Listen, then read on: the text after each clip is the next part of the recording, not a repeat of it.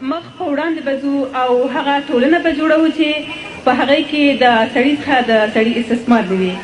ډېر ښه. د جمهوریت د لیسې د شاګردانو څخه ډېره مننه کوو چې زموږ د ستر لارښود د نیکمرغه کلیزې په مناسبت یې ښکلې ترانې وړاندې کړې او اوس هم ورسیږي د رابعې بلخي د لیسې شاګردانو ته چې یوه ښکلې انقلابي ترانه لري. البته وایي چې دا د تاریخ پاڼه ده.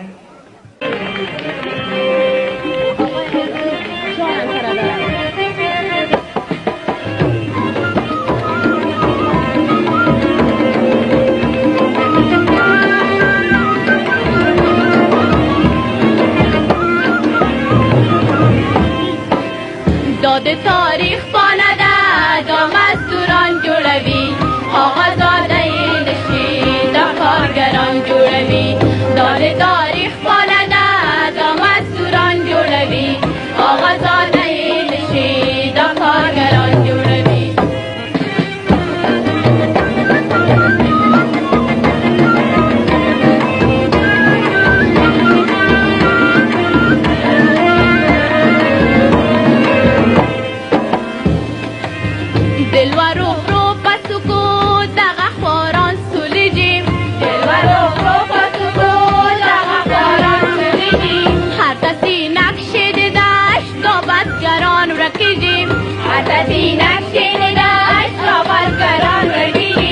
د جنګلونو مڅې په دوی لیوان ملیږي د جنګلونو مڅې په دوی لیوان ملیږي پخپله اصلاح لري بلته جهان جوړوي.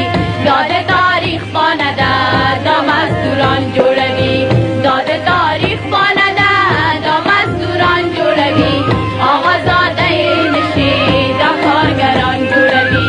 دا د تاریخ پاڼه ده دا مزدوران جوړوي آغازاده یې نشي دا کارګران جوړوي.